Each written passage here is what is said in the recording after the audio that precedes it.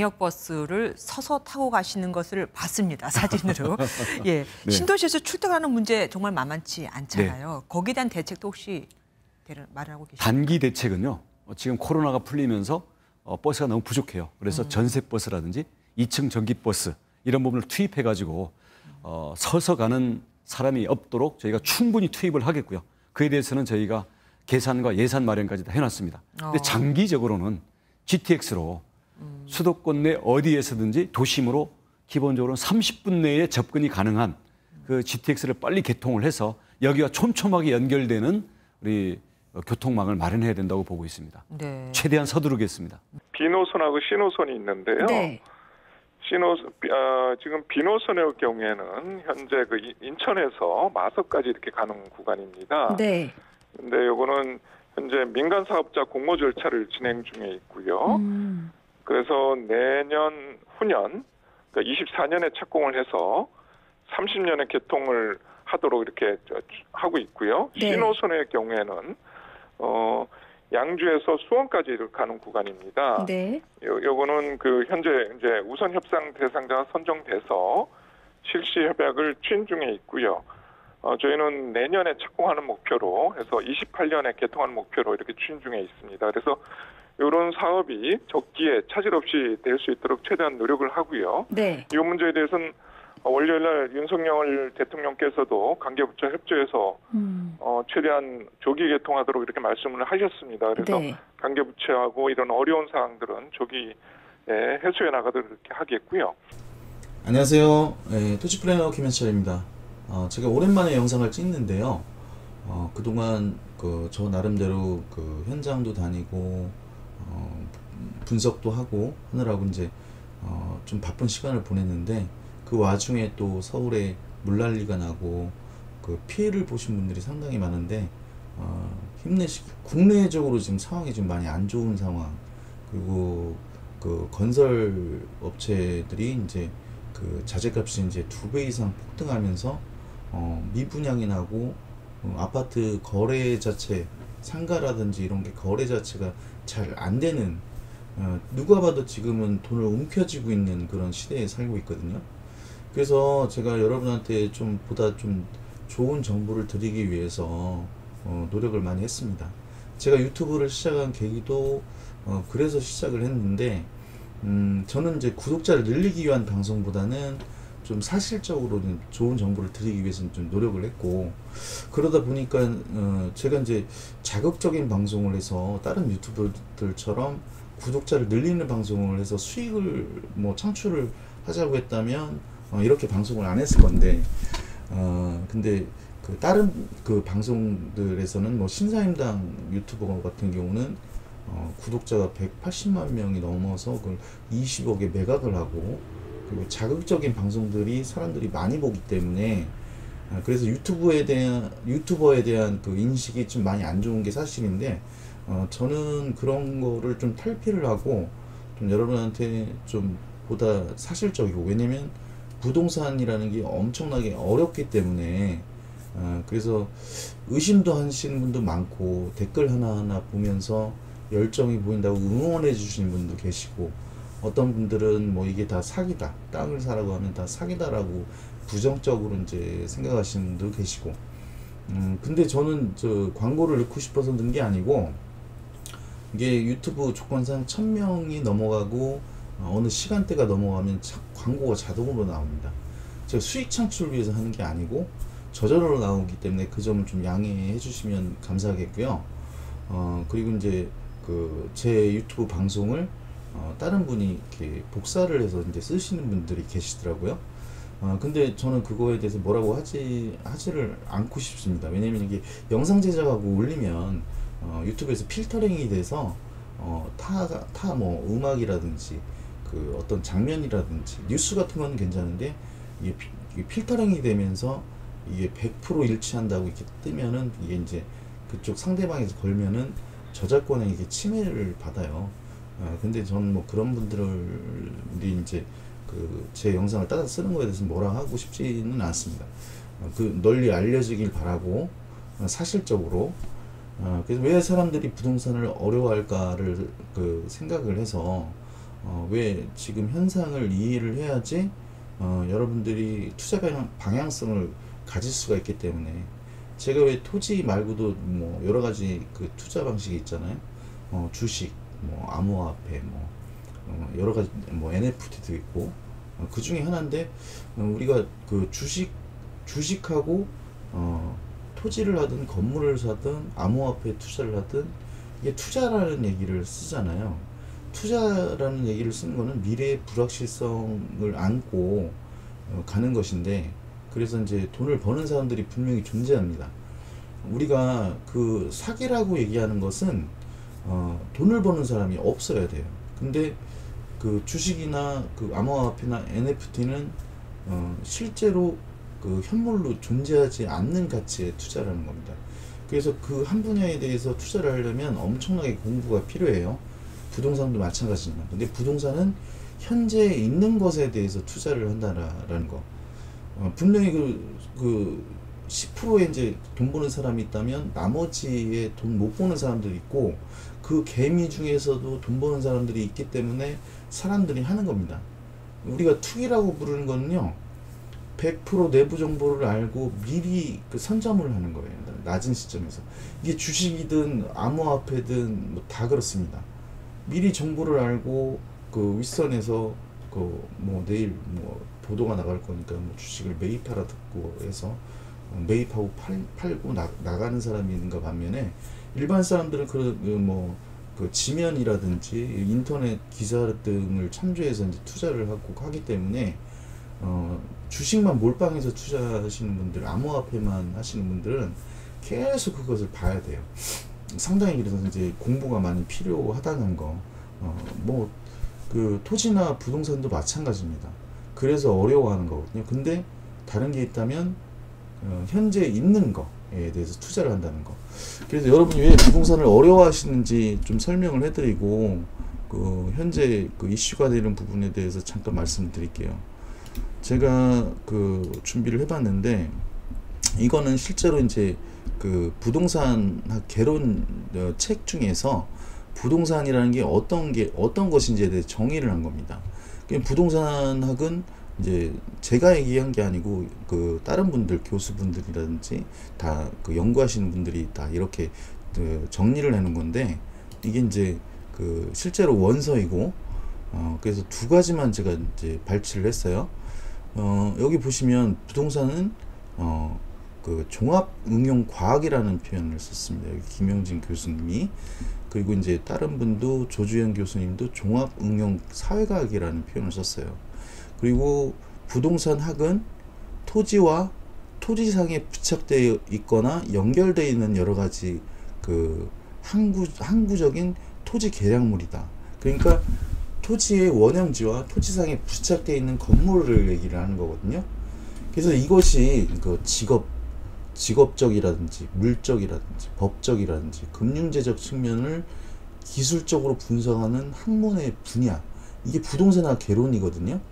그래서 이거를 정리를 할 때 왜 이게 부동산이 과학이냐 학문이냐, 부동산 활동과 현상을 연구할 때 이게 여러분들은 그냥 어떤 데가 좋다, 어떤 데가 개발된다 이런 기사를 보는 게 아니고 경제학, 여기도 나오는 법학, 행정학, 사회학, 심리학 그 여러 학문하고 연결되어 있기 때문에, 그런데 부동산학은 그 실천할 수 있는 경험과학이라는 겁니다.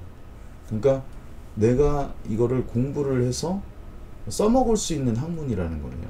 그래서 이 부동산학 개론, 그래서 이제 이거를 정리를 딱 한 게 이걸 보시면 사회과학, 실천과학, 응용과학, 경험과학, 종합과학, 규범과학, 과학적인 측면이 상당히 복합적으로 연결되어 있다라는 겁니다.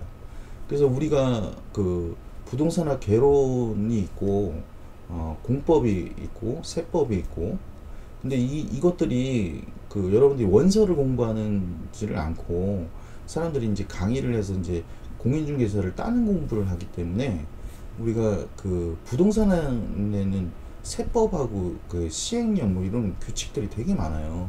근데 계속 바뀌기 때문에, 그래서 그 자격증을 따기 위해서 공부를 했기 때문에 이런 것들을 잊어버리는 겁니다. 기본이 되는 것들을 잊어버리는 겁니다. 그래서 여러분한테 말씀드리고 싶은 거는 이렇게 그럼 이게 그 수학에만 적용되는 게 아니고 공법은 여러 가지 공식이 존재를 하고 그걸 그 연구를 한 사람들이 있어요. 그래서 그 우리가 수학이라고 얘기하는 거는 수학에만 국한된 게 아니에요. 우리가 답을 찾는 교육을 배웠기 때문에 뭐 서울대학을 나왔다고 뭐 다 출세를 하는 건 아니거든요. 왜냐면 문답을 찾는 거를 우리는 그 계속 배워왔단 말이에요. 저는 과정이 중요하다고 생각하는 사람이기 때문에 문제가 틀리면 답이 틀릴 수도 있습니다. 그래서 이제 그 답을 찾는 교육에 익숙하다 보니까 사람들이 답만 이게 알려주기를 원하는 거예요. 누가 주식 관련해서 종목을 찝어주기를 원하죠. 뭐 그게 뭐 그런 걸 알려주는 데는 없거든요. 그냥 그러면 그거를 분석을 하고 정말 그 시에는 또 593페이지에 달하는 어떤 관리 계획들이 존재를 하거든요. 그리고 국토교통부에도 장기적인 측면에서 그 어떤 서류를 만들어 놓은 게 있는데 그 분량이 어마어마하거든요. 그 몇 줄에서 나가는 거는 일반인들이 하기가 힘들기 때문에 그거를 해왔기 때문에 제가 어떤 분이 그 연락이 오셔도 답변이 가능한 겁니다. 제가 어떤 지역적으로 얘기를 했을 때도 다 이런 것들을 다 생각을 하고 있다라는 거.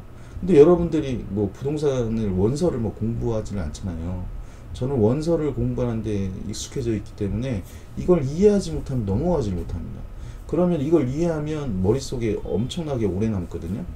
여러분은 이게 그 부동산이라는 게 그냥 단순히 그냥 투자하고 뭐 이런 게 아니라 이런 여러 가지 복합적인 사회적, 정치적인 것도 심리적인 것도 그리고 이제 그 여러 가지 이제 법학이라든지 행정학이라든지 심리학이라든지 이런 사회학적인 성격을 다 띠고 있기 때문에 상당히 어려운 학문이라는 거.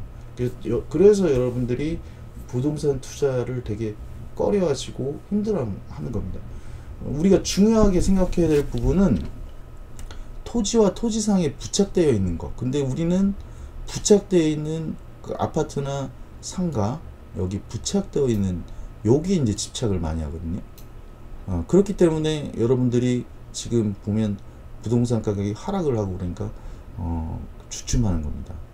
제가 이제 양주시를 다뤘던 것도 그래서 이제 다른 거고 지금 어떻게 방향이 가고 있는지 제가 영상을 짧게 넣어놨는데 지금 이렇게 이슈가 되는 거를 보면 지금 GTX 얘기가 나왔는데 그리고 250만원 공급한다는 거. 제가 이거는 그 뉴스 7월 18일자에 이제 원희룡 국토부 장관 전 제주도 지사였죠. 그분이 얘기한 거 그리고 이제 그 필요한 부분만 제가 그 실무 차관이 이제 얘기를 했던 내용들을 잠깐 편집을 해서 넣습니다. 이거는 그 실행이 빨리 되기 때문에 말씀을 드린 거고 250만원 공급한다고 얘기를 했는데 사실상 이 정부 내에서 하기는 힘듭니다. 아파트 규제를 풀어가지고 일기 신도시를 뭐 완화를 해주겠다고 했는데 그 2024년도로 미뤄졌거든요. 그러면 이제 그 실현이 좀 불가능할 수가 있다라는 얘기가 돌면서 이제 사람들이 많이 부정적으로 생각을 합니다. 근데 GTX는 좀 다르다는 거. 지금 여기 보시면 2022년도 8월 17일 기사인데요. 조기 개통 착공 GTX 호재 이번에도 못 깰까? 원희룡 그 국토부 장관도 앞에서 얘기를 했고 윤석열 그 지금 현 대통령도 GTX를 조기 개통 내지는 착공키로 부동산에 어떻게 영향을 미칠까 봤더니 A 노선은 2024년도 6월 이전으로 앞당기고 C 노선이 그 2023년도에 착공이 들어간다고 합니다. 내년에 착공 들어간다는 얘기거든요. 그리고 이제 2027년이었는데 1년 늦어져서 2028년도 개통. 그리고 이제 B 노선은 2024년도에 착공해서 2030년도에 개통 목표. 근데 여기도 보면 그 GTX 호재로 힘입어서 이제 부동산 가격이 기사에 나와서 훅 올랐다가 훅 꺼진 데들이 있습니다. 동탄, 의왕, 안산, 안양, 인천, 그리고 이제 그 상록수역하고 의왕역이 신설한다고 발표하죠. 상승했다가 급락한 지역들이거든요. 이게 다 그 토지의 부착물, 아파트에 관련된 얘기입니다. 모든 기사를 보면 아파트에 다 초점이 맞춰져 있어요. 그래서 사람들이 이때 아파트를 뭐 이제 내가 돈 주고 산 사람은 움켜쥐고 있는 겁니다. 근데 이게 영끌에서 산 사람들은 금리 인상 때문에 정말 그 하루하루가 이제 고통이겠죠. 근데 이게 좀 장기화가 될 거라는 게 이제 그 전문가들의 이게 전체적인 시선이기 때문에 그 다른 건 250만 호 건설한다는 거는 이번 임기 내에 하기 힘듭니다. 박근혜 정부 때도 그랬고 이명박 정부 때도 그랬고 대규모 이제 공급 정책을 펼친 거랑 똑같은데요. 지금 수도권에 집이 부족해서 나타나는 현상이 아니거든요. 근데 이제 그 전과 다를 바가 없고 또 이제 이 내용들은 이 정부 내에서 하기가 상당히 어렵다는 거. 강남에 그 있는 그 압구정에 있는 그 현대 아파트, 뭐 오래된 아파트 재개발은 될 가능성이 상당히 높다. 근데 이제 아파트만 볼 것이 아니라 우리가 그 토지에 좀 생각을 해본다면 여러분도 좋은 기회를 잡을 수 있다라는 거. 그럼 GTX 노선을 이렇게 보면 A 노선은 파주 운정에서 대곡 연신내 서울역으로 가는 겁니다. 이걸 빠르게 한다는 거예요. 그리고 그 송도에서 인천 부평으로 해서 평내 후평 마석까지 연결하는 게 B 노선이거든요. 이 2030년도까지 이제 완공을 하겠다라는 거고, C 노선이 수원에서 시작해서 덕정으로 가는 겁니다. 근데 여기부터 송도부터 마석까지 가는 거는 그 지하로 40m 깊이로 파는 게 GTX 역이거든요. 사업비가 10조 이상 넘게 들어갑니다. 근데 여기는 이제 예타도 거쳐야 되고 또 지상권이라는 게 있어서 40m 깊이로 지나가도 위에 건축물에 지장은 없지만 보상을 해주게 돼 있거든요. 쥐꼬리만큼이기 때문에 내 밑으로 그냥 이게 건축물에 지장이 없다고 하더라도 내가 살고 있는 아파트에 이런 열차가 다닌다고 하면 좋아할 사람은 없겠죠. 근데 그게 아파트 가격이 떨어지는 요인은 되진 않을 거예요. 근데 실제적으로 여기 착공에 들어갔을 때 여기로 시작해서 쭉 파고 들어가는 게 아니라 각 공구마다 착공이 들어갑니다. 그래서 그 착공이 들어갔다는 것은 이 정부가 끝나더라도 연장이 안 되더라도 해야 될 수밖에 없는 거예요. 여기는 현대건설이 이미 낙점을 받았고, 여기는 그 기존에 그 있는 거에서 1호선 라인을 이용을 해서 없는 구간만 연결을 하는 거기 때문에 4조 4천억 정도가 듭니다. B노선을 새로 만드는 거나 1호선 라인을 이용을 하기 때문에 그렇거든요. 그래서 옥정 2기 신도시가 아파트 가격이 상승하는 거고, 이쪽으로 중산층이 이주를 해왔어요. 지하철 7호선도 지금 여기 이제 2024년도에 이제 그 고읍동하고 삼성동 그 장거리 교차하고 있는데, 거기에 이제 그 옥정역, 가칭 옥정역이 생깁니다. 근데 이게 옥정 중앙역까지 가서 그 중심 상업지가 있는 지역이거든요. 그쪽 푸르주 아파트 사거리 쪽으로 중앙역이 포천으로 빠져서 연결이 됩니다. 그러면 포천에서 이쪽 넘어오기도 쉽겠죠. 근데 지하철 7호선 이쪽으로 갔다고 포천에 있는 지가가 엄청나게 상승을 했습니다. 그러면 옥정에 못 들어간 사람이 포천 땅이라도 사자 이거거든요. 근데 덕정을 눈여겨보시면, 덕정은 GTX 역이 가는 건데 300억짜리 환승센터가 같이 생겨요. 이게 아까 수도권 급행버스, 그러니까 400대가 이제 상시 새벽부터 밤까지 배차 간격도 되게 짧습니다. 서울로 왔다 갔다 하는 거예요. 그러면 환승센터가 GTX역도 탈 수 있고 1호선도 탈 수 있고, 그럼 여기 이제 동두천도 여기를 이용할 수 있고, 경원선이 연결이 되면서 이렇게 소요산으로 끝났던 게 연천에 있는 사람도 내려오기 편하고 동두천에 있는 사람이 내려오기도 편하고, 그럼 여기 거꾸로 여기 있는 사람들이, 수도권에 있는 사람들이 올라가기도 편하게 되거든요. 이쪽에는 그 첨단산업단지부터 해가지고 섬유 그 지원센터는 예전에 생겼고, 뭐 공연장이라든지 이런 편의시설들이 많이 생깁니다. 그리고 종합병원도 들어가고요. 그래서 이쪽 가치가 상당히 높다라고 말씀을 드린 거예요. 김포가 이제 분도가 되면 들어갈지 안 들어갈지 모르겠지만, 그 김포가 안 들어간다고 하더라도 경기 북도가 분도가 되면 가장 먼저 중심 지역이 양주가 되는 겁니다. 의정부에서 양주가 바로 보여요. 의정부 사시는 분들은 여기 들어가려고 하는데 못 들어가서 근데 이제 덕정도 이제 지금 1지구가 이제 끝나면 2지구로 확대를 하거든요. 근데 그 개발 계획들이 이제 제가 정확하게 알고 있기 때문에 다른 지역도 마찬가지지만 광명 같은 경우도 지금 지구 지정이 올 연말에 해서 지구 계획 수립하고 늦어도 한 3, 4년 후에는 보상이 이루어질 거예요. 7만 가구가 생기는데 성남시하고 광명은 거의 수도권하고 접해 있는데 성남시는 강남하고 상당히 가깝고 광명은 신도림이라든지 금천구, 안양 이런 쪽하고 가깝기 때문에 이쪽에 정말 잘된 도시가 생기면 또 아파트 가격이 내려가는 요인이 될 수가 있거든요. 공급 정책을 발표를 했지만 사실상 이 정부 내에서는 이루어지기가 힘들다라는 말씀을 드리고 싶고, 여러분이 대장도 마찬가지고 양주도 마찬가지지만 우리가 정부에서 큰 땅을 개발할 때는 수용이라는 걸 시키는데, 예를 들어서 저 땅이 개발이 안 될 그린벨트 땅이어서 10만 원짜리 땅이었는데 이걸 70만 원에 보상을 해준다고 하면 거기 지주들은 땅을 팔겠죠. 그러면 70만 원에 LH에서 사서 얘네들이 기초공사를 한 다음에 일군 아파트한테 평당 600에 700에 팝니다.